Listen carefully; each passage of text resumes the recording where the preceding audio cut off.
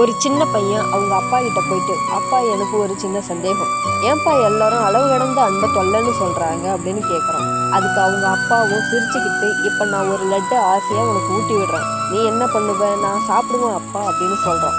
சரி, ரெண்டாவது லட்டையும் நான் உனக்கு ஆசையா ஊட்டி விடுறேன், அப்ப என்ன பண்ணுவ? அப்பயும் நான் சாப்பிடுவேன் அப்பா அப்படின்னு சொல்றான்.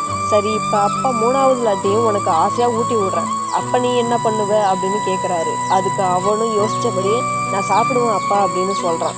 சரி, நாலாவது லட்டையும் அப்பா உனக்கு ஆசையா ஊட்டி விட்டா நீ என்ன பண்ணுவ அப்படின்னு கேக்குறாரு.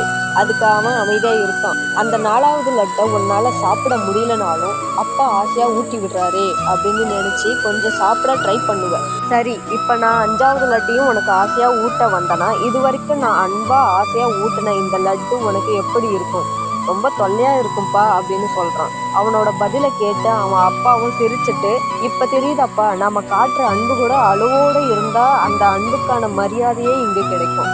அளவுக்கு மீறிய அன்பை காட்டுனா அந்த அன்பு எல்லாருக்குமே தொல்லையா தான் தெரியும் அப்படின்னு சொல்றாரு. இந்த குட்டி ஸ்டோரி பிடிச்சிருந்தா லைக் பண்ணுங்க, ஷேர் பண்ணுங்க. உங்களுக்கு அப்பா அம்மாவை பிடிக்கும்னா கமெண்ட் பண்ணுங்க.